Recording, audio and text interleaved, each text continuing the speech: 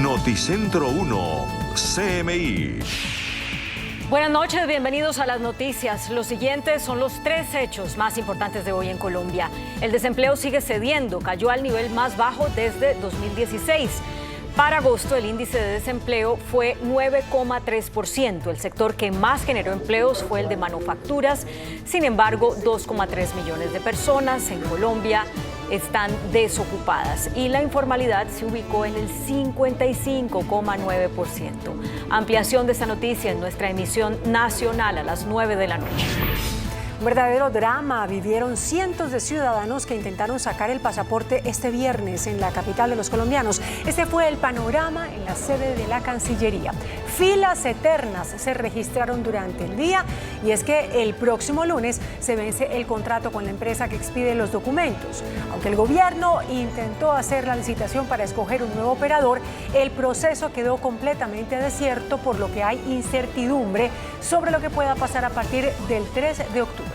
Thomas Gregg & Sons, la empresa que tiene el contrato de pasaportes, se mostró interesada en participar de la nueva licitación y dijo que seguirá prestando el servicio bajo la figura de urgencia manifiesta. Ampliación de esta noticia en nuestra emisión nacional a las 9 de la noche.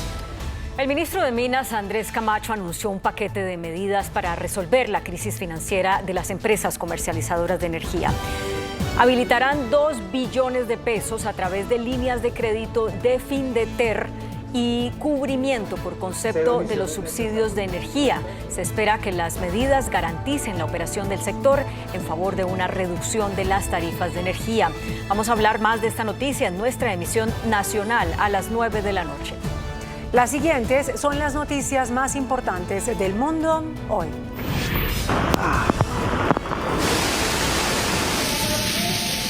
Nueva York declara estado de emergencia por lluvias torrenciales e inundaciones mortales. Votos en contra del candidato 177.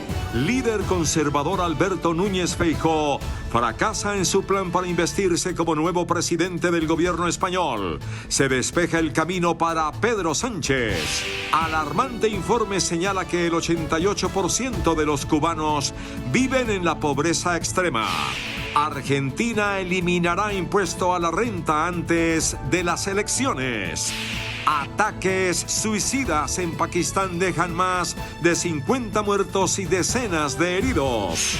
El Supremo de Estados Unidos fallará sobre la libertad de expresión en las redes sociales. Con Claudia Palacios y Margarita Ortega.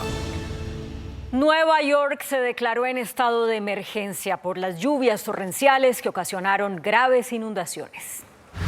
Fuertes lluvias ocasionaron inundaciones en la ciudad de Nueva York, generando caos en el tráfico en algunas estaciones del metro que fueron bloqueadas y vuelos cancelados a su vez, por lo que la ciudad se declaró en estado de emergencia. I am issuing a state of an emergency for New York City based on the weather conditions.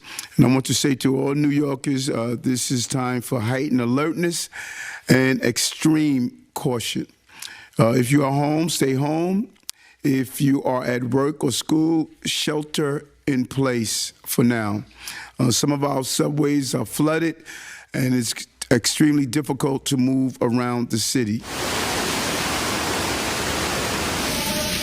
Alrededor de 18,000 personas del área metropolitana y de otras grandes ciudades de la costa están bajo avisos, alertas y advertencias de inundaciones por parte del servicio meteorológico. Además, se espera que las lluvias continúen por 7 días más.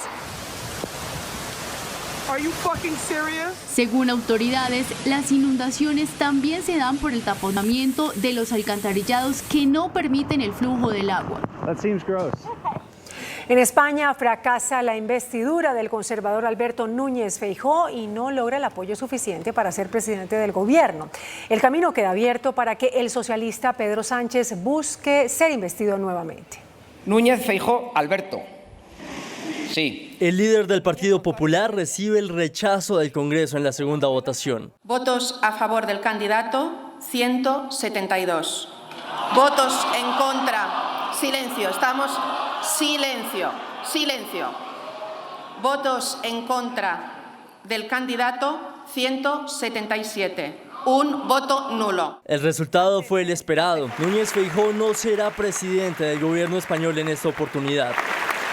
Con esto se cierran 3 días de debate en los que el líder popular le ha reprochado al líder del gobierno y actual mandatario Pedro Sánchez. Ahora la presidenta del Congreso, Francina Armengol, comunicará al rey Felipe VI el resultado de la sesión de investidura para que el monarca vuelva a abrir una ronda de consultas y proponga un nuevo candidato, que posiblemente es Pedro Sánchez, quien en tal caso estaría buscando alianzas con los independentistas para ganar y ejercer un nuevo periodo de gobierno. En caso de no haber presidente a final de noviembre, se convocarán a nuevas elecciones.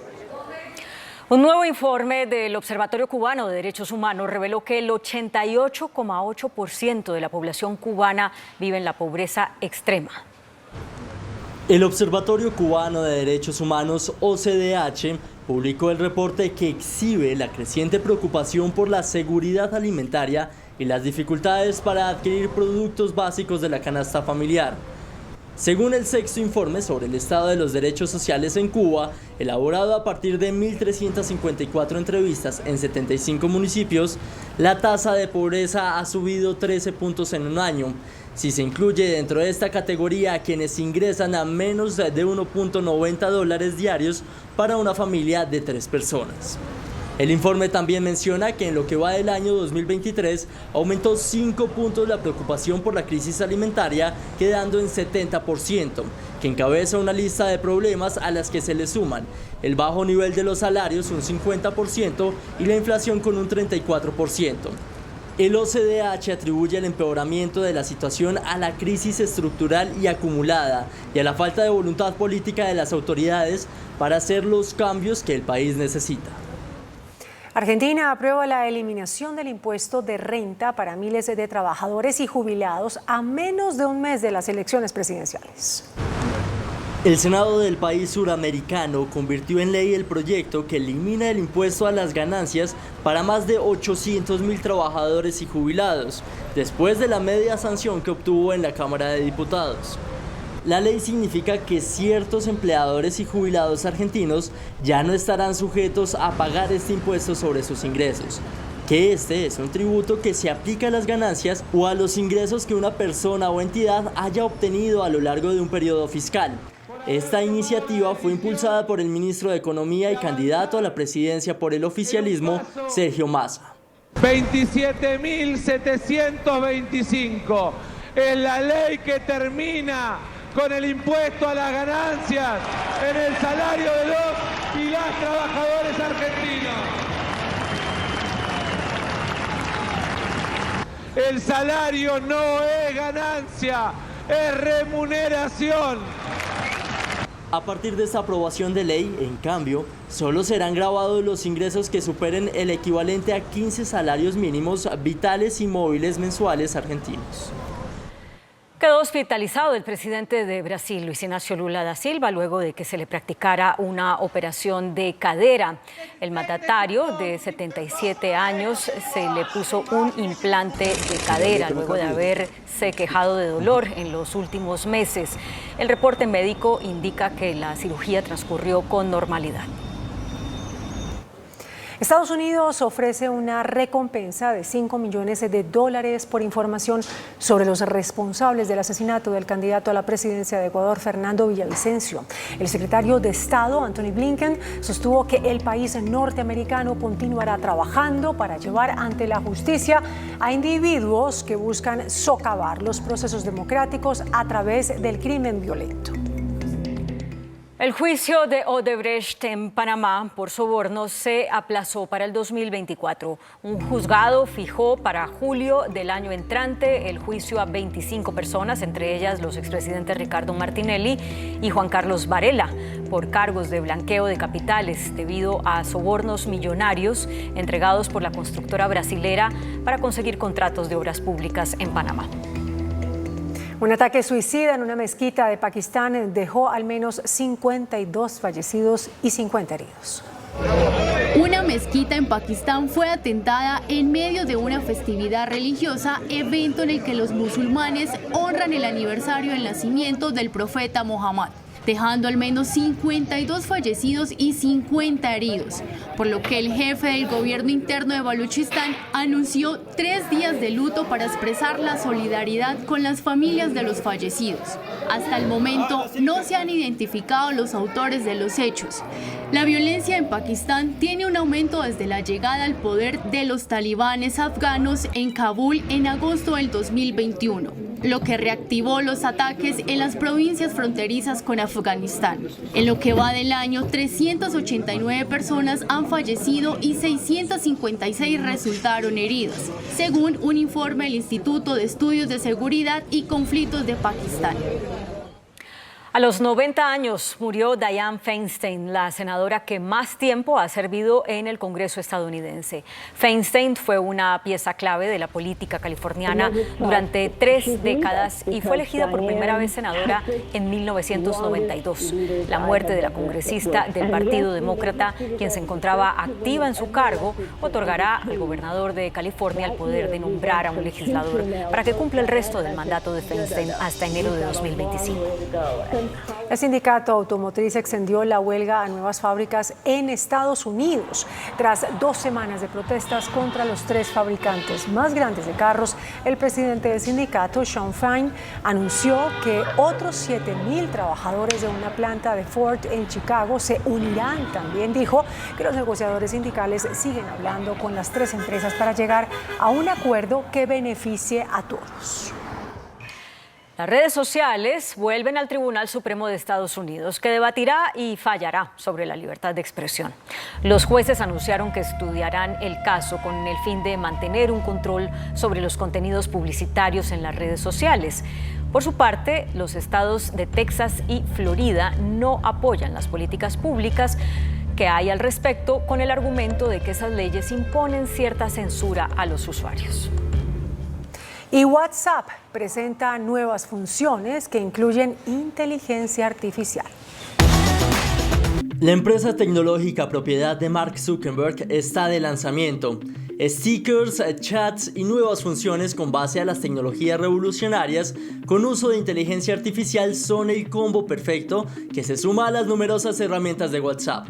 El anuncio oficial fue realizado en el marco del evento Connect, durante el cual Meta presentó los nuevos productos para sus plataformas y aplicaciones. De este modo, la plataforma de mensajería instantánea más popular a nivel global se le incorporan funciones con soporte de la inteligencia artificial, siempre manteniendo la seguridad, ya que desde la compañía señalaron que los mensajes y los contenidos enviados a Meta AI estarían protegidos por la función de cifrado de extremo a extremo. Además, la compañía lanzó versiones mejoradas de hardware como las gafas de realidad virtual.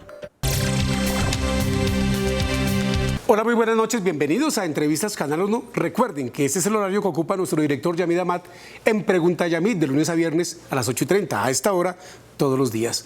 Nuestra invitada de hoy es la directora del Departamento Administrativo de Estadística DANE, la doctora Piedad Urdinola Contreras. Y doctora, porque usted es doctora en demografía. Doctora Piedad, buenas noches. Así es, muy buenas noches. Muchas gracias por la invitación. Y madrugó a entregar una muy buena noticia hoy, la disminución del desempleo en Colombia, que ¿de cuánto fue, doctora Piedad? Así es, la tasa de desocupación que estamos reportando hoy para el total nacional fue de 9.3%. Estamos viendo una disminución con respecto al año anterior, el mismo mes, agosto del año pasado, que estuvo en 10.6%. Es decir, disminuyó 1,3, quedó en 9,6. Quedó en 9,3. El 9,3 estaba en 10,6, sí, 1,3, sí señora. ¿Y eso es generación de cuánto empleo entonces en agosto? ¿Cuántos colombianos consiguieron emplearse entonces en agosto más que el año pasado? Algo más de 1.000.000 personas es lo que logramos tener más de empleos o de ocupados en este mes de agosto. ¿Y quiénes se ocupan más, doctora Piedad? ¿Los hombres o las mujeres en ese agosto? Bien, no solo en agosto, sino estructuralmente en el mercado laboral colombiano tenemos unas tasas de desocupación que son mucho más bajas para los hombres que para las mujeres. Como digo, esto es estructural, quiere decir esto sucede desde siempre en el mercado laboral colombiano. Para ser exactos, la tasa de desocupación para este agosto para los hombres fue de 7.4, ya por debajo del 8%, mientras que para las mujeres fue de 11.8%. Que es una diferencia abismal. Es decir, las mujeres briegan mucho más para conseguir empleo que un hombre en Colombia. Así es, y las tasas globales de participación son 20 puntos por debajo que las de los hombres, las de ocupación también son más bajas, es decir, estas brechas que hay de género realmente son un problema serio para el mercado laboral colombiano. No obstante, las mujeres en agosto, según las cifras que ustedes tienen en el DANE, tuvieron un poquito más de empleo, consiguieron que los hombres, de 509.000, mientras que 492.000 los hombres, 472.000. Así es, en este mes de agosto, y de hecho lo estamos viendo en los últimos meses, ha estado mucho más dinámico el mercado laboral para las mujeres. En gran parte porque la recuperación del mercado laboral después de la pandemia, pues comenzó a darse precisamente por esos grupos que son mayoritarios, los hombres, y entre los hombres más jóvenes. Y después se fue dando la recuperación en los otros grupos. Y ya en este último año lo que estamos viendo es jóvenes, sobre todo mujeres jóvenes, las que ya están dinamizando de nuevo el mercado laboral, están entrando y ya están pues aportando en el mercado laboral, y por eso estamos viendo las cifras que hoy estamos presentando. ¿Y ese mercado laboral desde qué edad comienza a contemplar que uno está listo para trabajar? Bien, la población en edad de trabajar son todos los mayores de 15 años en el país. Esto es una denominación que está especificada en las reglas que nosotros seguimos para la medición de mercado laboral. El DANE no se las inventa, esas vienen de la OIT. Y nosotros acogimos la última forma de medición de la OIT, que es la del 2021. Doctora Piedad, ¿y cuál fue el sector que más influyó para generar ese 1.010.000 empleos de más en agosto de 2023 en relación con agosto de 2022? Bien, para este mes en particular tenemos la industria manufacturera. Este sector creció en un 10.6% la proporción de ocupados frente a lo que pasaba en el mismo agosto del año pasado, y esto implica 206.000 ocupados más solamente en industria manufacturera.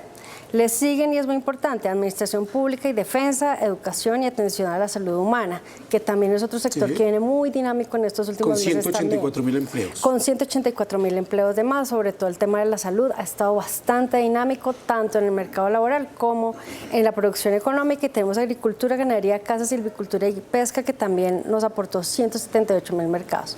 Y un cuarto, porque es importante mencionarlo, desde que yo estoy aquí, que ya cumplí un año, está siempre en los 5 primeros lugares, y es este alojamiento y servicios de comida. Este ha sido un sector que, como le digo, lleva muchos meses teniendo unos aportes positivos, casi todos ellos, para el mercado laboral en la Porque se está retomando todo el tema de servicios después de la pandemia, porque la gente ya sale... Porque, digamos, dentro de esas recomposiciones que hemos visto, este es un sector que permanentemente está ahora creciendo. Entonces es uno de los sectores que está aportando, sobre todo en estos temas de ocupación. Vayamos punto por punto de esos sectores, doctora Piedad. Cuando usted dice la manufactura, ¿eso es qué? Bueno, esos son muchos sectores, es todo el sector manufacturero, todo el sector industrial. En particular para este mes de agosto es la producción de otros servicios alimentarios la que está moviendo, generando el grueso de esta ocupación. Le sigue también la manufactura de muebles, para que usted vea. Entonces, cada mes nosotros, y por eso es la cifra que nosotros pusimos, cada mes vamos tomando el pulso a cada una de las ramas, dentro de cada una de estas ramas, las subramas de actividad. Y cuando se dice administración pública y defensa, ¿eso es que el Estado está generando más empleos o eso qué es? No, porque es administración pública, defensa, educación y salud. Y educación hay públicos y privados, y en salud también hay públicos y privados. Y como le decía hace un minuto, es salud la que está moviendo ahorita bastante el mercado laboral.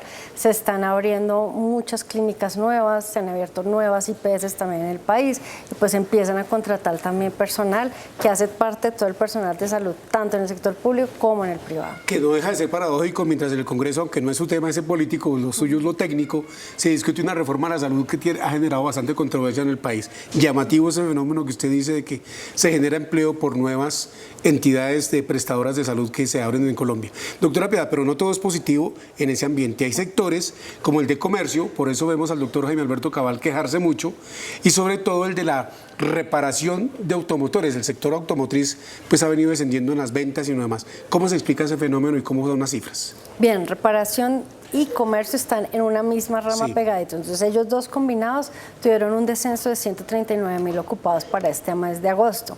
Lo que está sucediendo allí, pues también ya lo vamos viendo mes a mes, es que el comercio ha tenido una disminución. Y allí, digamos, también tenemos que recordar que el año base, que el año pasado, pues tuvimos también lo que llamábamos los días sin IVA.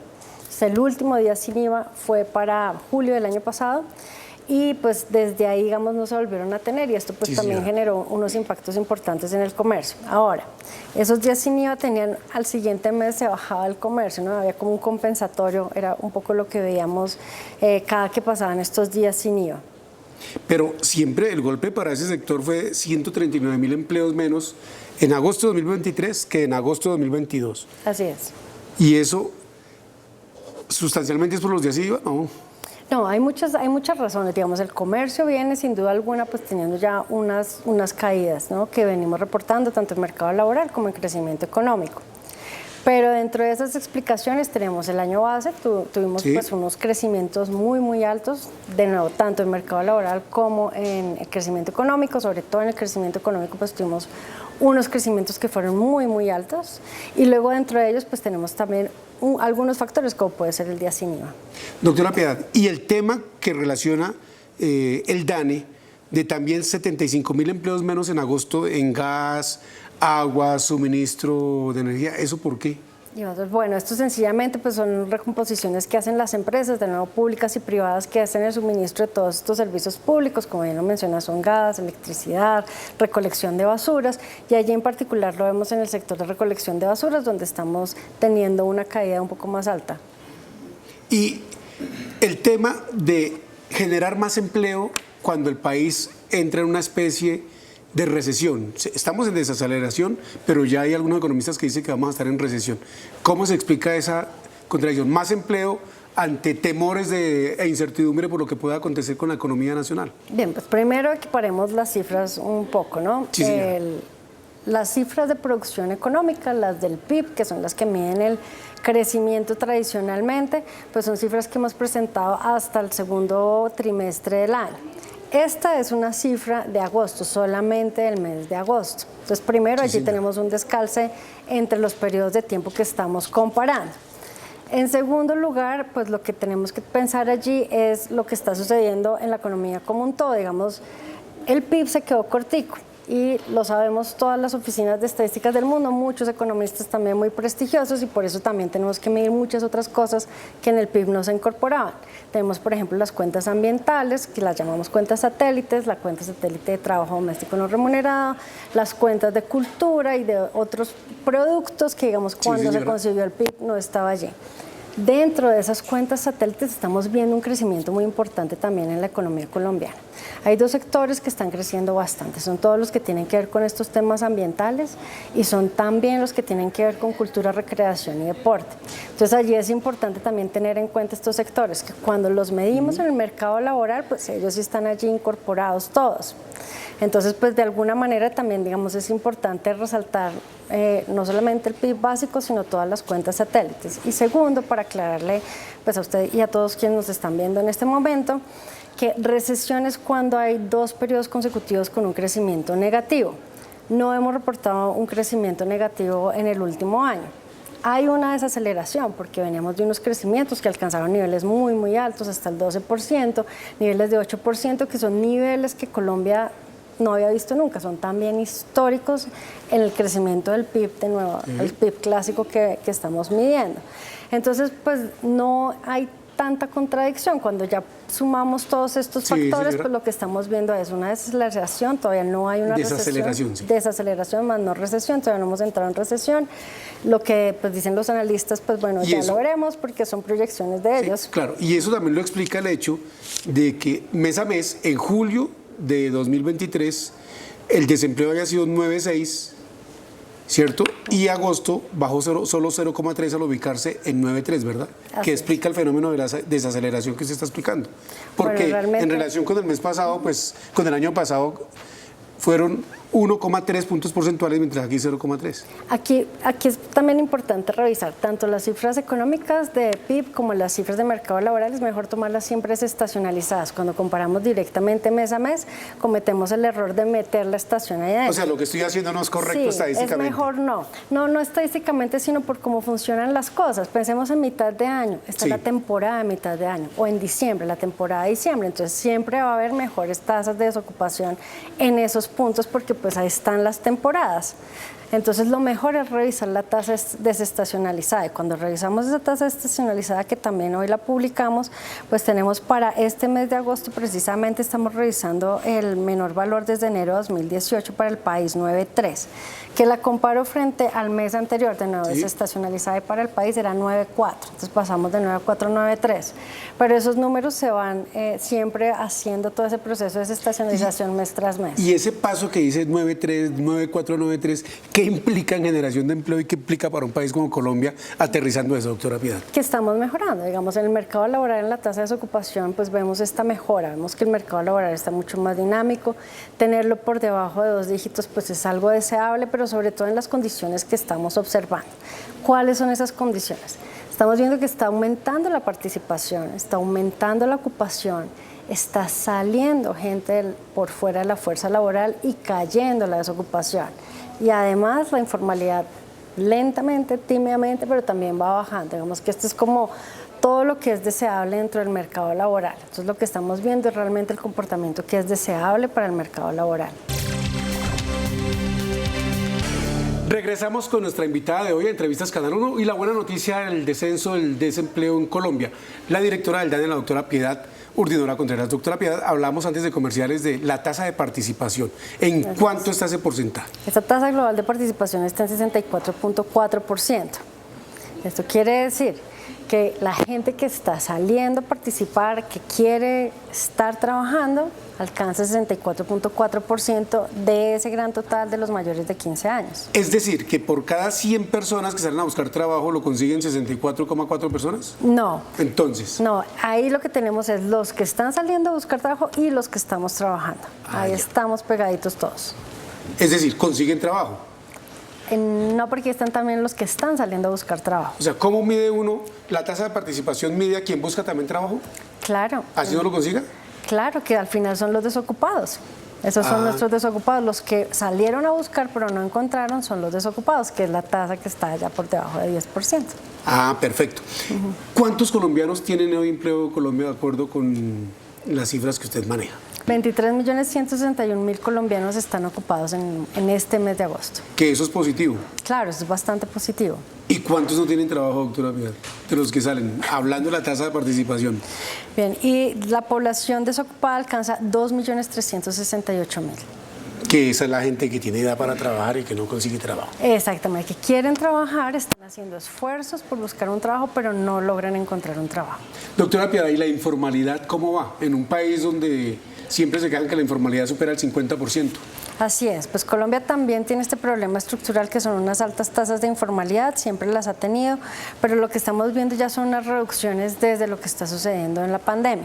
Para este agosto estamos reportando 55.9% de los ocupados son informales, que es una reducción desde 57.4% que teníamos en agosto del año pasado. Es decir, que en desempleo y todas esas cosas, todos esos indicadores macroeconómicos, ha sido muy positivo 2023. Es decir, el mercado laboral estamos viendo unas cifras que son positivas, sin duda alguna. Doctora Piedad, mucha gente dice, oiga, es que el DANE saca unas cifras y uno no, como ustedes, por ejemplo, hablan de servicios y que infraestructura y esas cosas, y se quejan cuando, por ejemplo, sacan la inflación. Y dicen, ¿dónde hará el mercado el DANE? Que son las caricaturas y las cosas. ¿Cómo se levantan todas esas cifras? ¿Cómo es el trabajo que hace su entidad para tener esas cifras y que reflejen la realidad del país? Bien, pues estas son metodologías que han sido estudiadas durante mucho tiempo por muchos expertos y luego nosotros como DANE nos acogemos precisamente a esos estándares y buenas prácticas internacionales. Entonces, como le decía hace un momento en el segmento anterior, la OIT pues es quien da los lineamientos sobre cómo debe ser esta medición para mercado laboral. Nosotros nos hemos acogido a esos últimos lineamientos de 2021 y siguiendo esos lineamientos pues nosotros tenemos que para mercado laboral hacer una encuesta que se llama nuestra gran encuesta integrada de hogares.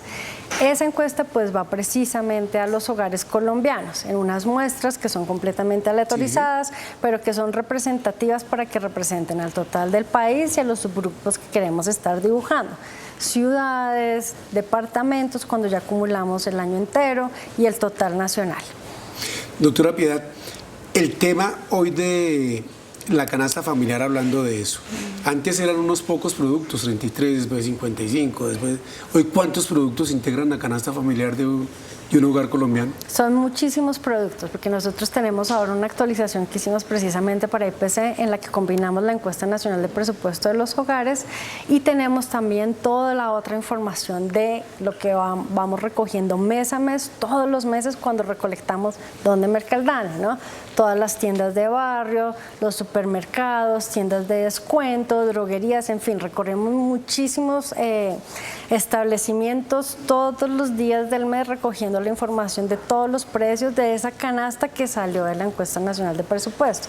Y esa encuesta nacional de presupuesto fue una encuesta que tuvo una mejora muy importante, porque lo que hicimos fue darle un cuadernillo a los hogares y que nos pusieran a diario qué se gastaban, en qué se lo gastaban, qué ingresos recibían y en qué se lo gastaban todas las personas del hogar. Entonces, con esos cuadernillos fue que pudimos procesar cuál es la canasta de las cosas que consumen los colombianos y hoy en día pues ya tenemos unas listas mucho más largas. ¿Y qué productos, por ejemplo, novedosos hay? Mucho de tecnología, me imagino. Hay cosas de tecnología que están ahí metidas, hay cosas también, por ejemplo, los alimentos de las mascotas, que también pues era algo que antes no tenía tanta preponderancia como hoy en día sí la tiene. Entonces ahí estamos incorporando, digamos, antes era mucho más básica, ¿no? Era alimentación, vestuario, educación, algo de recreación, un poquito de cada cosa. Ahora tenemos muchos más rubros, es la COICOC, que también se va actualizando y que también sigue estas normas, estos estándares internacionales. Y lo que más le llama la atención de esos indicadores que de lo que gastamos los colombianos y de lo que pusimos en esa cartilla o cuaderno con el que levantaron las cifras, ¿qué es, doctora Piedad? Pues a mí personalmente lo que siempre me ha llamado mucho más la atención es cuánto se nos va en comida, ¿no? Porque esto está mostrando que todavía somos un país que, si bien estamos haciendo la transición hacia un país de ingresos medios, cuando de nuevo entidades internacionales como Banco Mundial y BID lo hacen, ya nos están moviéndose allá, pues a mí todavía me impresiona que la mayoría de los colombianos gastan la mayor parte de sus ingresos en comida, que es algo esencial y básico, lo cual pues demuestra cuánto nos falta todavía por tener mayores ingresos en el país. Doctora Piedad, el DANE es una entidad muy reputada internacionalmente. Así es, cada vez tenemos una reputación más importante. Acabo de llegar, precisamente me bajé hoy del avión, vengo de la Comisión de Estadísticas de las Américas de la LACEA, de CEPAL, abajo, en Chile estábamos con todos los directores de los DANES o INES, se llaman Institutos Nacionales de Estadística, y pues allí Colombia tiene sin duda alguna un liderazgo muy importante. Estamos siendo muy innovadores en metodologías estadísticas, en la forma de producción estadística, estamos también generando liderazgos en toda la región para poder medir también cosas que típicamente son muy difíciles de medir para los institutos de estadísticas oficiales, como todos los temas étnico-raciales, los temas LGBTIQ+, temas de género, y también estamos teniendo un liderazgo muy importante en los temas geoespaciales. Estamos aprovechando información como imágenes satelitales, fotografías, que esto pues nos va a dar una granularidad importante en la medición de las cifras oficiales. ¿Y cómo se utiliza eso para medir las cifras? ¿Cómo es esa tecnología tan desarrollada para medir eso? Todo eso se combina con las encuestas que tenemos, con los censos que tenemos, y aplicamos metodologías estadísticas para poder hacer eso. De pronto la gente ha escuchado temas de inteligencia artificial, de Big Data, de aprendizaje de máquina. Todo ese tipo de metodologías son las que ya estamos empezando a utilizar, combinadas con otras para áreas pequeñas. Áreas pequeñas no solamente quiere decir un territorio pequeño, sino unas poblaciones que sean muy pequeñas. Por ejemplo, poblaciones indígenas de una etnia indígena en particular puede estar regada por muchas zonas del país, pero son muy pocos de esa población. Eso es lo que llamamos áreas pequeñas. Eso, y también pues pedazos muy pequeños. Un municipio pequeño es un área pequeña, por ejemplo. Entonces, combinando con estas metodologías estadísticas, cogemos y combinamos todas esas bases de información. Es como armar una lasaña, una milhoja, ¿no? Sumamos y sumamos capas y al final tenemos el producto. Doctora Piedad, ¿y está usted contenta porque el DANE y Colombia fue escogida para ser sede de qué?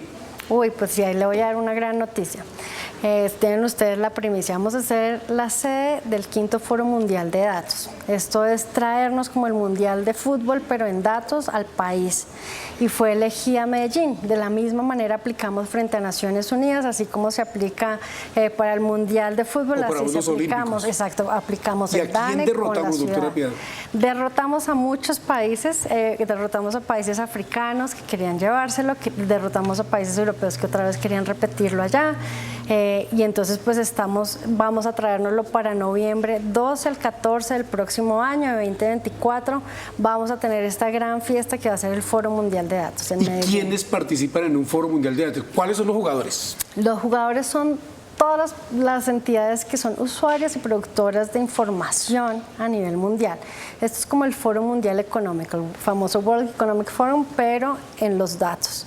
Entonces esperamos tener muchas personalidades, esperamos tener también tomadores de políticas públicas, productores de información, también todos aquellos que trabajan con la información, la academia, y detrás de todo esto está Naciones Unidas. Doctora Piedad, hoy ¿cuántos colombianos somos al fin? ¿Que 50 millones? ¿Que 50? ¿Cuántos somos? Bien, entonces en las últimas proyecciones que también tuvimos que actualizar a comienzos de este año porque el COVID pues, fue un gran golpe demográfico. Como ya todos lo sabemos, una pandemia pues tiene unos efectos muy grandes, entonces siguiendo nuestras últimas proyecciones estamos alrededor de 52.2 millones de colombianos y colombianas. Que eso es una cantidad y siempre más de mujeres que de hombres. Exacto, un poquitito más de mujeres que de hombres porque pues le comentaba también, soy demógrafa y pues allí lo que tenemos que tener en cuenta es que los hombres se mueren más que las mujeres a todas las edades. Entonces como esto sucede, pues allí hay una compensación, nacen más bebitos hombres que mujeres, pero luego se van muriendo más a lo largo de toda la vida y por eso cuando ya vamos llegando a estas etapas demográficas en las que ya, por ejemplo, Colombia todavía es joven, pero ya dentro de unos años vamos a ser envejecidos, pues comenzamos a ver más mujeres que hombres. Que esa es una preocupación mundial, el envejecimiento, por ejemplo, en Europa, de la población, porque las personas cada vez tienen menos hijos, las familias. Así es, pues es una consecuencia de la transición demográfica, el envejecimiento y que las personas tengamos cada vez menos hijos. Son efectos de toda esta gran transición demográfica, pero yo siempre he dicho que la transición más que un problema es un premio. Porque pues está más chévere vivir más años que morirnos a los 40 como antes sucedía. Sí, la expectativa de vida también ha aumentado. Entonces, claro, lo que pasa es que tenemos que reacomodarnos como sociedades y repensarnos. Tenemos un reto aquí enfrente de nuestras manos, esto es algo que nunca había sucedido en la humanidad, pero es algo para lo cual, digamos, tenemos que luchar, ¿no? Y pensar que ese premio de verdad es un premio que esté uniformemente distribuido, que en realidad absolutamente todas las personas de todas las formas podamos alcanzar esas mayores edades y que en nuestras edades más adultas pues tengamos una calidad de vida que sea buena. Y por último, doctora, y están naciendo menos niños, ¿verdad? Están naciendo menos niños. Hemos también dado el dato de la cifra de vitales de la semana pasada. Tenemos los nacimientos más bajos históricamente en el país. Pues ella es la directora del DANE, como ven ustedes, señores televidentes, un verdadero ventarrón en el tema de estadísticas. ¿Por qué debemos creer en las cifras del DANE, doctora Piedad? Bien, porque el DANE es muy riguroso, es una entidad que cada vez es más independiente.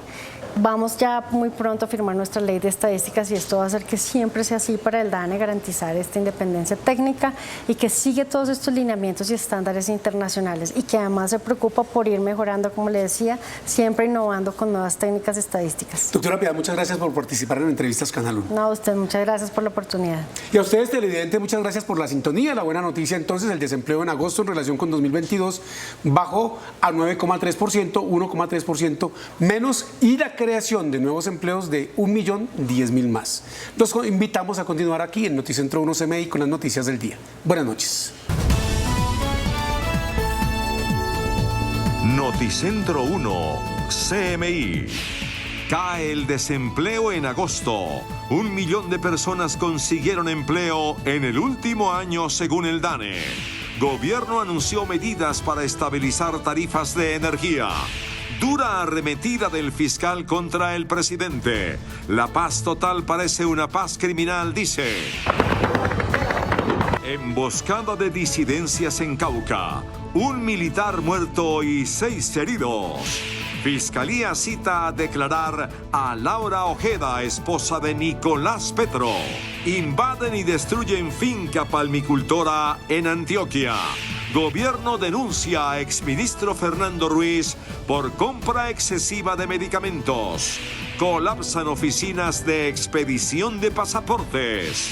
Futuro incierto para centro de detención juvenil que el gobierno no quiere recibir. Acuerdo de gobierno e industria petrolera para aumentar reservas de petróleo. Con Claudia Palacios y Margarita Ortega. Iniciamos nuestra segunda hora de noticias. El desempleo en Colombia sigue cayendo. El DANE informó que para agosto llegó al 9,3%. 1 millón de personas consiguieron empleo en los últimos 12 meses.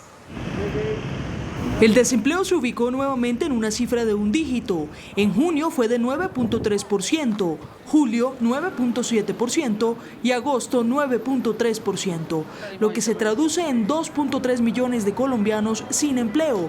Estos son los sectores que han ofertado más empleos en los últimos meses.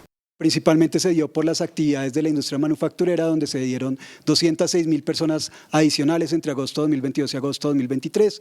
También el sector de la administración pública y defensa, educación, atención a la salud humana, agricultura, ganadería, caza, silvicultura y pesca. Las ciudades con mayor desempleo son Quibdó 24,7%, Ibagué 14,5%, Florencia 13,4%.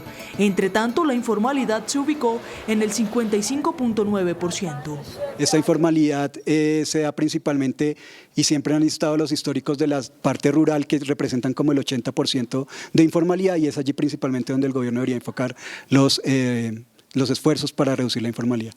En el país hay 12.952.000 trabajadores informales. La ministra de Trabajo, empresarios y analistas celebraron la caída del desempleo en agosto. Sin embargo, los presidentes de FENALCO, Jaime Cabal, y de la ANIF, Mauricio Cárdenas, expresaron su preocupación por la desaceleración económica que vive el país. Lo más relevante del índice de desempleo para la ministra de Trabajo, Gloria Inés Ramírez, es que la manufactura repuntó. Ahora el gobierno pues está contento, pero nos toca seguir trabajando para poderla sostenerla en el tiempo. Seguiremos trabajando en los procesos de reconocimiento de la economía popular, seguiremos trabajando en el proceso de reindustrialización. Aquí lo más importante es que por primera vez en estos 3 meses aparece la manufactura como parte importante de la contribución a esta baja de la tasa de desempleo. Y desde Cali, donde se realizó el Congreso Nacional de FENALCO, los empresarios y analistas reaccionaron de manera positiva a la reducción en el desempleo, pero advirtieron que en los próximos meses esto va a ser menor por la desaceleración de la economía, que ha impactado a sectores propios como el comercio. Ese buen comportamiento de la tasa de desempleo, que ya es de un dígito, podría verse afectado en los próximos meses porque están creciendo con cifras negativas sectores tan importantes como el comercio, como la construcción, como la industria y como la agricultura. También fue bueno que creció el empleo, dijéramos, asalariado formal, más que el informal, eso es un buen dato, pero sin duda tendremos unas reducciones del desempleo en los meses por venir, unos incrementos en el desempleo, dado la reducción que va a tener el crecimiento económico y que ya está teniendo. No obstante, la ministra dice que el reto del gobierno Petro es mantener la baja del desempleo en el país. Ya la tenemos en 9,3. Importante 2 cosas. 1, que la manufactura repunta, y 2, que 9 ciudades ya están también en un dígito. Ahora el gran desafío, el gran reto es cómo mantenemos criterios de sostenibilidad y cómo logramos que efectivamente sigamos avanzando en los procesos de formalización laboral. De acuerdo con la ministra de Trabajo, la reforma laboral que tramita el Congreso de la República es indispensable para la generación de empleo en Colombia. El ministro de Minas, Andrés Camacho, anunció un paquete de medidas para enfrentar la crisis financiera del sector eléctrico y estabilizar las tarifas de energía. Se trata de un paquete de medidas el cual busca resolver la crisis financiera de las comercializadoras de energía en el país. 1 billón de pesos se destinará a través de Findeter y otro billón de pesos a través del presupuesto general para lo que tiene que ver con el concepto de subsidios. De esta manera se garantiza el abastecimiento de energía y alejar los fantasmas de un racionamiento. Para estas empresas lo que hemos habilitado es una serie, un paquete de medidas que van desde habilitar un crédito en Findeter, del cual yo he hablado ya durante las últimas semanas, 1 billón de pesos para que las empresas puedan tener la caja suficiente que les permita funcionar, pero también los subsidios que el gobierno hace llegar para las familias más pobres del país, estratos 1, 2 y 3. Hemos durante el último mes girado 1 billón de pesos también en subsidios para que las empresas tengan el flujo de caja suficiente, necesario para que puedan funcionar. El funcionario sostiene que en la medida que se garantice la operación de las empresas, tanto comercializadoras como generadoras, se tendrá una mejora en materia tarifaria. De tal manera que en el comportamiento de la bolsa podamos tener una regulación que permita condiciones más favorables para un precio en tiempos de fenómeno del Niño. El ministro Camacho sostiene que el país está listo para enfrentar el fenómeno del Niño. El presidente de la Asociación Colombiana de Ingenieros, Daniel Enrique Medina, sostuvo que las medidas anunciadas por el gobierno para el sector eléctrico son insuficientes y dijo que se necesitan más recursos. Los gremios del sector de la energía celebraron la decisión del gobierno nacional, pero sostienen que los recursos no serán suficientes. Hay un déficit muy grande, más de 5 billones. El gobierno oportunamente apropió unos recursos, pero esos recursos no van a durar mucho.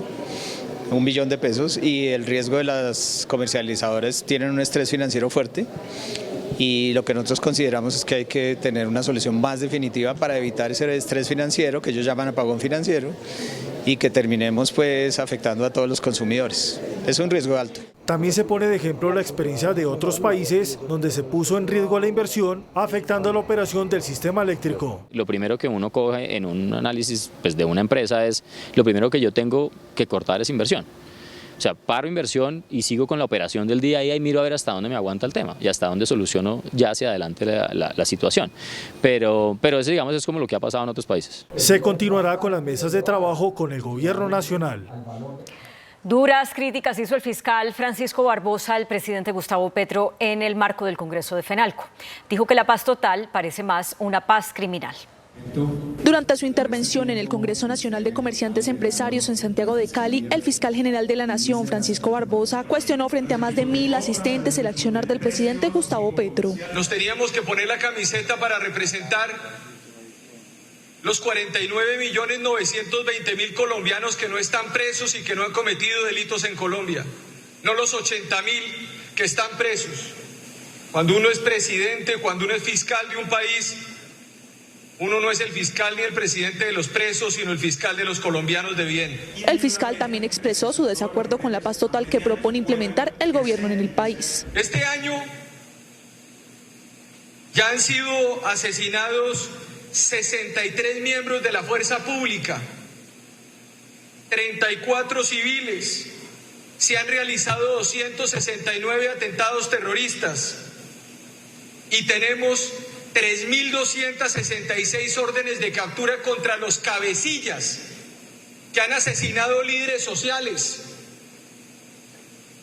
defensores de derechos humanos, reincorporados, y no han querido capturarlos ni la policía ni el ejército en zona rural.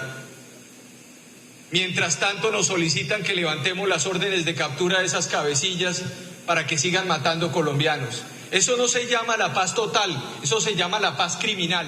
Durante su intervención, la primera autoridad de la rama judicial invitó al presidente de la República a hacer un acuerdo nacional basado en el respeto. Hagamos, presidente, un acuerdo nacional en que el gobierno se comprometa a respetar a la gente y a los ciudadanos. Un acuerdo donde quepa el respeto por los empresarios, por los industriales, por los comerciantes, por los líderes sociales, por los defensores de derechos humanos, por los desplazados por la violencia. Un respeto para que respeten a la Fiscalía General de la Nación, para que no irrespete a la Procuradora General de la Nación cada vez que habla de la Procuraduría. Llámela por su nombre, respétela. Es una mujer digna que le ha servido al país. El fiscal general de la Nación terminó su discurso en medio de una ovación de aplausos y fue galardonado con un reconocimiento por parte de la Federación Nacional de Comerciantes Empresarios. Las disidencias de las FARC rompieron el cese del fuego unilateral que habían anunciado hace una semana.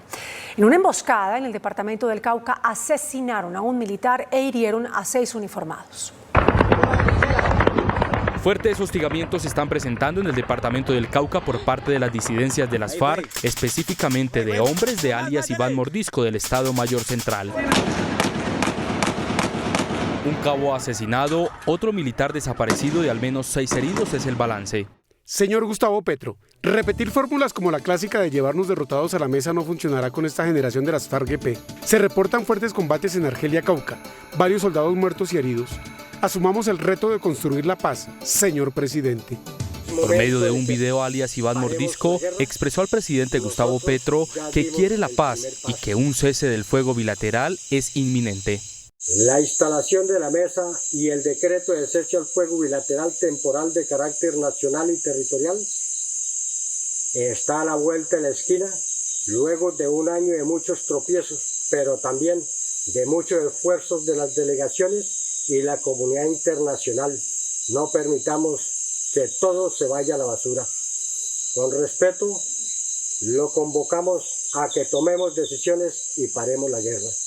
Por parte de las fuerzas militares aseguran que la operación Trueno no tiene freno y que seguirán en una ofensiva en los municipios del Cauca.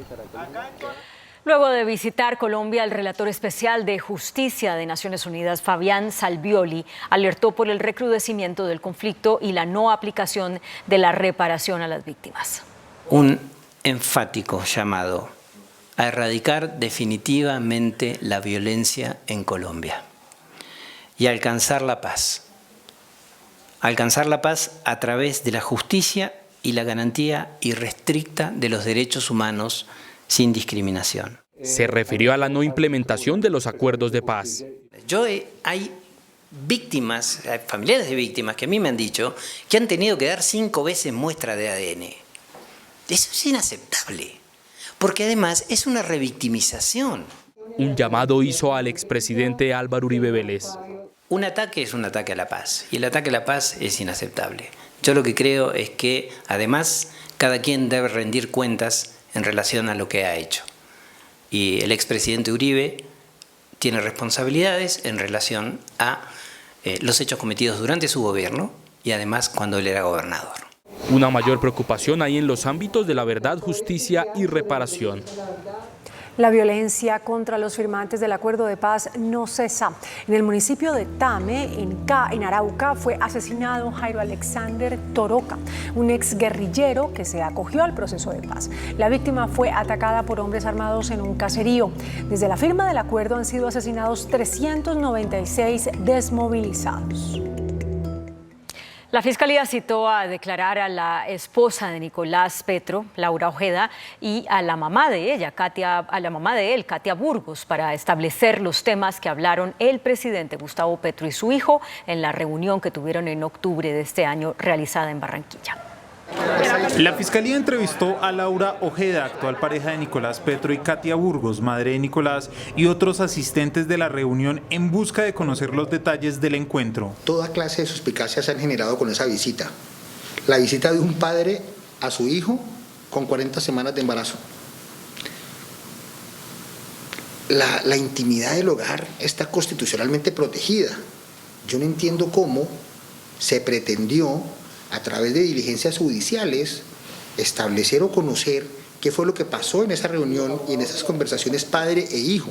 El abogado Diego Henao, defensor de Nicolás Petro, confirmó la citación y agregó que su cliente le indicó que la Fiscalía estaría buscando información para determinar si se le debe revocar la libertad condicional al incumplir supuestamente los requerimientos del juez, pues una condición era que no se reuniera con testigos. La reunión entre el presidente Petro y su hijo se dio el 22 de agosto en Barranquilla y, según dijo el primer mandatario, en el encuentro no trataron ningún tema político, sino temas netamente familiares. Una finca dedicada al cultivo de palma de aceite en Turbo, Antioquia, fue invadida y destruida. Los gremios del sector agropecuario pidieron protección a las autoridades. Miles de palmas mutiladas y ranchos de plástico derribados. Así fue el nuevo episodio de destrucción en la finca de Buenos Aires en Turbo, Antioquia. Desde Medellín, la ministra de Agricultura, Jennifer Mojica, se refirió a la invasión en el predio privado. Es un problema entre privados, nosotros hemos venido conociéndolo. Las personas que están generando estas vías, de hecho, vienen en un conflicto de larga data con el propietario y ya el propietario ha instaurado las acciones que proceden de policía, ya está en manos sin competencia de las autoridades. Daniel Gómez, administrador de la finca, calificó esta invasión como catastrófica, confirmó que la producción está suspendida y dijo que las 2 acciones judiciales interpuestas ante la policía no han servido y pidió la intervención del gobierno. Nosotros acá tenemos 30 trabajadores, son 30 familias, todas son personas de por aquí de la zona que dependen de este trabajo para el sostenimiento de sus familias. Esta es la 4ª vez que la finca productora de palma de aceite es invadida. El presidente Gustavo Petro anunció una profunda reforma al Instituto Nacional de Vigilancia de Alimentos y Medicamentos, el INVIMA. El anuncio sobre la reforma que quiere se haga del INVIMA lo hizo el presidente Gustavo Petro desde la localidad de Engativá, en Bogotá, en el segundo día de la toma de su gobierno, que busca ofrecerle oferta institucional a los pobladores de la capital de la República, aunque críticos dicen que esta es una manera soterrada de hacerle campaña a su candidato a la alcaldía de la capital, Gustavo Bolívar. El mandatario dijo que el INVIMA debe ser reestructurado a fondo. Le voy a pedir, habrá una reunión específica para eso, que empecemos a preparar las reformas que necesita el INVIMA para, en lugar de ser un obstáculo, se convierta en un apoyo de la población que trabaja. Antes de su anuncio, 9 voceros de la comunidad en Engativá hablaron de seguridad, educación, salud, trabajo y, por supuesto, comercio. Le pidieron al presidente Gustavo Petro que todos estos frentes de trabajo sean resueltos con prontitud. El Ministerio de Salud denunció penalmente al exministro Fernando Ruiz por la compra presuntamente desproporcionada de medicamentos contra la malaria. En la Fiscalía reposa esta denuncia contra el exministro de Salud Fernando Ruiz por la compra de aproximadamente 2 millones de medicamentos contra la malaria y que, según el Ministerio de Salud, solo eran necesarios 8.000 sobres. Los medicamentos podrían atender niños en los próximos 370 años, así se los donáramos a toda América Latina, nos sigue sobrando. Entiendo que el ministro de Salud está haciendo gestiones para ver si Pakistán, en calidad de donación, recibe los medicamentos, porque además de eso, estos medicamentos tienen fecha de vencimiento el próximo año, en el 2024. Los delitos por los que se investiga al exministro son peculado por apropiación a favores de terceros, contratos sin el cumplimiento de los requisitos legales y prevaricato por omisión. Al menos 3.000 millones de pesos por cuenta de este error están en un presunto detrimento patrimonial. Creemos que fue un cálculo desfasado. En la denuncia también señalan a exfuncionarios del Ministerio de Salud del gobierno Duque. Instituciones médicas y profesionales del sector salud pidieron a la subcomisión que está concertando el articulado de la reforma a la salud que la contratación del sistema la mantengan las EPS, que se transformarían en gestoras de salud. Esta es la carta enviada a la Subcomisión de Reforma a la Salud por varias instituciones y profesionales del sector, quienes reiteran que las gestoras, hoy conocidas como EPS, deben mantener el manejo de riesgo en salud. Consideramos que las funciones de contratación y auditoría deben permanecer como competencia de las gestoras de salud y vida, sin perjuicio que la ADRES, como recaudador y pagador único, pueda realizar auditorías aleatorias.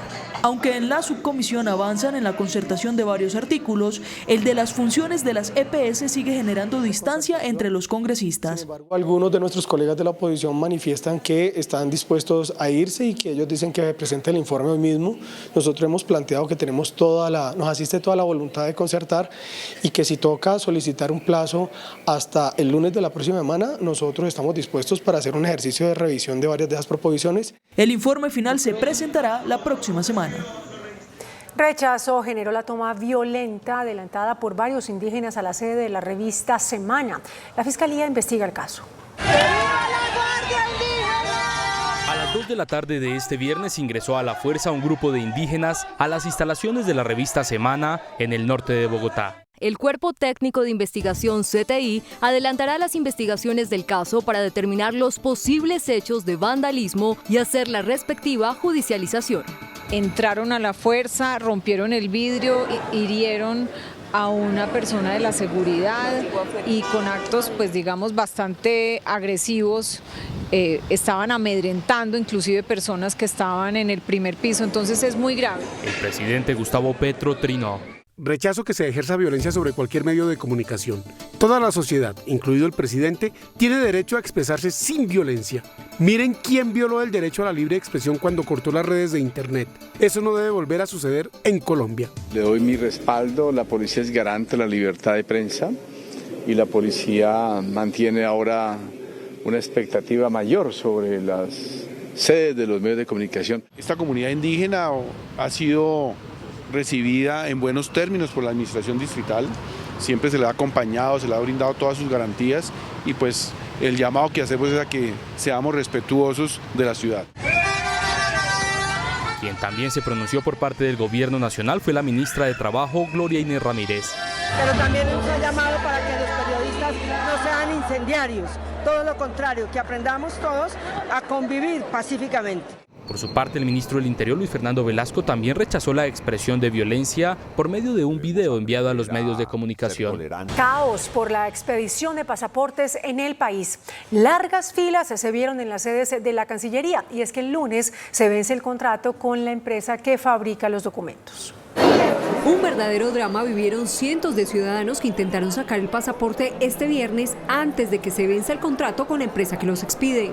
Ha sido insoportable. Desde las 7 de la mañana invito al canciller a que venga y haga la fila y nos acompañe. Filas eternas se registraron en las sedes de la Cancillería en la capital del país. Llevo desde las 4 de la mañana. El complique es que hay muchas personas que tal vez viven en el sector y se vienen y hacen fila para luego vender el cupo por un cupo pues de 80 a 100 mil pesos que eso cuesta. Lo cierto es que la licitación para expedir los pasaportes quedó desierta y hay incertidumbre sobre lo que pueda pasar a partir del 3 de octubre. Estoy desde las 6 de la mañana y es tenaz tener que hacer esta fila, uno a sabiendas, pues con el desconocimiento de si vamos a poder seguir sacando nuestros pasaportes o no. Thomas Gregg, la empresa que tiene el contrato de pasaportes, se mostró interesada en participar en la nueva licitación y dijo que por ahora seguirá prestando el servicio bajo la figura de urgencia manifiesta. Es incierto el futuro para el Centro de Detención Juvenil en Bosa, en el sur de Bogotá, que el gobierno nacional se niega a recibir. Hoy recorrimos las instalaciones de la megaobra. El presidente Gustavo Petro le cerró la puerta al moderno centro de detención para jóvenes infractores que con una millonaria inversión construyó el distrito en Bosa. El ICBF nos ha informado hoy que, siguiendo la directriz de la política nacional, no recibirá el complejo de justicia penal juvenil restaurativa de Campo Verde, porque su política no es que los jóvenes sean privados de la libertad. Yo no comparto esa decisión, pero la asumo. Así se ve la megaconstrucción, aunque está terminada hace más de un año y lista para operar. El ICBF, que en un principio la respaldó, ahora dice que no la recibirá. Se realizaron todas las visitas con el ICBF, tenemos comunicaciones donde de alguna u otra forma se manifestó la voluntad de operar este centro, mesas de trabajo, digamos que esto ha sido un trabajo conjunto y que, bueno, pues por eso la sorpresa un poco de la decisión que se tomó. El centro de detención costó más de 27.000 millones de pesos, tiene capacidad para 160 menores, canchas deportivas y salones para talleres con el fin de resocializarlos. El sistema juvenil penal restaurativo de Bogotá tiene un sistema de resocialización efectiva del 96%. Las diferencias entre el presidente Petro y la alcaldesa Claudia López hoy tienen estas instalaciones vacías, mientras las URIs y las estaciones de policía están hacinadas en un 400%. Un juez condenó a Básima Elías, prima del excongresista Bernardo El Ñoño Elías, por el delito de lavado de activos. La mujer fue responsabilizada de ayudar a dar apariencia de legalidad a más de 1.200 millones de pesos que Odebrecht entregó como sobornos al Ñoño Elías para la adjudicación de la Ruta del Sol. Desde Bélgica, el ministro de Defensa, Iván Velásquez, anunció la firma de nuevos tratados de cooperación con Europol para combatir el narcotráfico en Colombia. El intercambio de conocimiento para fortalecer la lucha contra el multicrimen y el narcotráfico, así como las amenazas a la seguridad, fueron los temas más importantes que el ministro de Defensa Iván Velásquez presentó en su visita a Bruselas en la segunda edición del diálogo sobre drogas. Estamos evitando que llegue cocaína a este continente, pero también pedimos que, como controlamos la oferta, se pueda en estos países, pueda la Unión Europea, puedan los países consumidores también controlar, disminuir la demanda. El ministro de Defensa destacó el trabajo que ha mantenido Colombia con Europol. Un fallo advierte que el gobierno de Iván Duque vulneró el derecho a la libertad de expresión al no informar sobre las suspensiones del servicio de Internet durante el paro nacional en Cali. La Corte Constitucional falló una tutela que presentaron las organizaciones Carisma y el 20, en la que denunciaron que hubo cortes temporales en el servicio de Internet que afectaron las denuncias de los manifestantes en Cali en el contexto del paro nacional de 2021. Aunque los accionantes alegaron que los cortes pudieron estar ligados al uso de inhibidores de señal, la Corte advirtió que no se puede extraer plena certeza de que la fuerza pública con sus acciones haya generado una perturbación violación intencional del servicio de Internet. La decisión también advierte que el gobierno vulneró los derechos a la libertad de expresión, de reunión y de asociación por no brindar a la ciudadanía y a los periodistas información veraz e integral sobre los cortes al servicio de Internet y el uso de inhibidores de señal en el marco de las protestas sociales en Cali. La Fiscalía pidió a un juez en Cundinamarca que no reabra la investigación por la muerte del exauditor de la Ruta del Sol, Jorge Enrique Pizano. Jorge Enrique Pizano falleció en 2018 y para sus familiares no se trató de una muerte natural o un suicidio, sino tras su caso habría un homicidio, por lo que pidieron reabrir el caso. Sin embargo, la Fiscalía pide que el proceso siga cerrado. El señor Jorge Enrique había exteriorizado ideas suicidas como una de sus fórmulas y había contemplado el uso de cianuro contenido en una botella de agua. Pizano era una de las personas que conocía al detalle el negocio de la Ruta del Sol Sector 2, en el cual Odebrecht pagó millonarios sobornos. Para los familiares, dicha información tendría que ver con su muerte. Un juez tendrá que analizar si reabre el caso que fue cerrado en julio de 2022. El Consejo de Estado anuló la elección del senador Polibio Leandro Rosales por la circunscripción especial indígena. El tribunal determinó que Rosales tiene una inhabilidad por haber figurado como representante legal de la organización indígena AICO, que suscribió un contrato con el departamento de Nariño un año antes de las elecciones. En Estados Unidos, la ciudad de Nueva York se declara en estado de emergencia por inundaciones. En España, Alberto Núñez Feijóo fracasa en su último intento por convertirse en el presidente del gobierno. Noticias del mundo en Noticentro 1, CMI.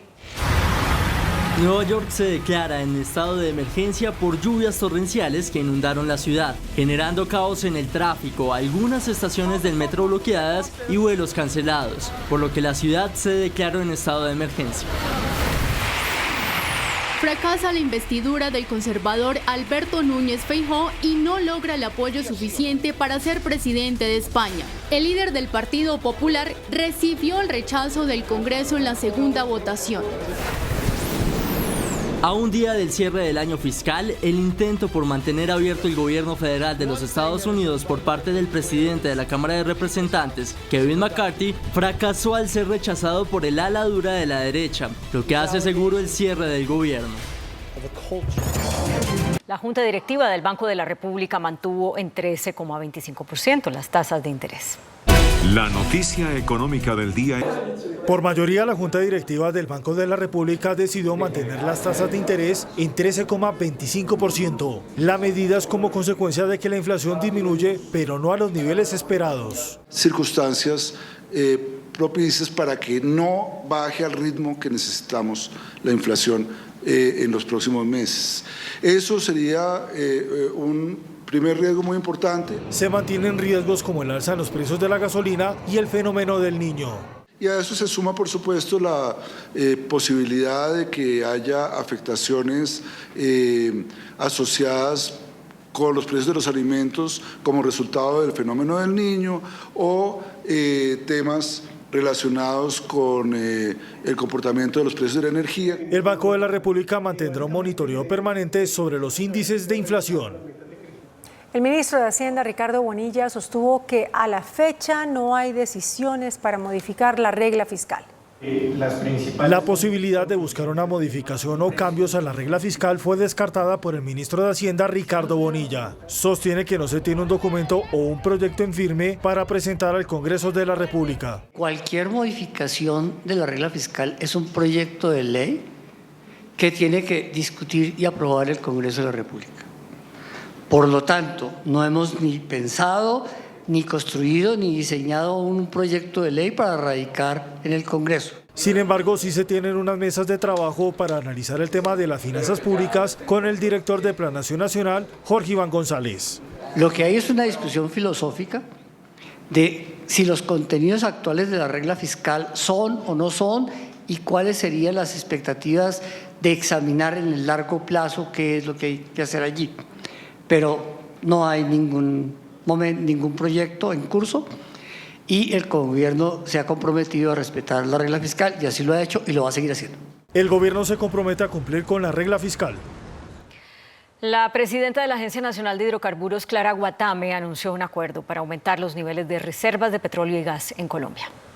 Se trata de un acuerdo entre el gobierno nacional y el sector privado para aumentar las reservas de petróleo y gas en el país. De esta manera se buscan una serie de políticas que mejoren los niveles de producción. Este gobierno, a través de la agencia, está comprometido para que los contratos vigentes mantengan la actividad exploratoria en el país. Tenemos un amplio margen de oportunidad para mejorar y ampliar nuestros indicadores con tecnología y con mayor conocimiento. Es evidente que esta apuesta de transformación necesita de muchas manos. Por eso quiero reafirmar nuestro interés de seguir tejiendo y generando lazos con todos los actores del sector. El pronunciamiento fue hecho durante el Congreso de Enercol. El índice de capitalización de la bolsa, que mide el comportamiento de las 25 principales acciones, cerró al alza. El índice selectivo MSCI Colcap de la Bolsa de Valores de Colombia subió 0,35% a 1.121 puntos. La acción del Grupo Éxito fue la que más subió, con una valorización de 5,13% a 2.830 pesos. La acción de Cementos Argos fue la que más bajó, con una pérdida de 3,35% a 4.910 pesos. También la acción de Cementos Argos fue la más negociada de la jornada, al movilizar más de 18.000 millones de pesos. Y el dólar cerró a la baja. Indicadores económicos en Noticentro 1 CMI. La tasa representativa del mercado que regirá hasta el próximo lunes será de 4.053 pesos con 76 centavos. Los profesionales del cambio compran la divisa en promedio entre 1.880 pesos y la venden entre 1.940 pesos. Un euro cuesta 4.309 pesos con 50 centavos. La libra de café en Nueva York se cotizó a $1 con 46 centavos. El azúcar se transó en 26,52 centavos de dólar la libra. El barril de petróleo WTI se cotizó en $90 con 77 centavos. La referencia Brent para Colombia se cotizó en $92 con 10 centavos. Una acción de Ecopetrol cuesta 2.365 pesos. Hasta aquí Noticentro 1 CMI.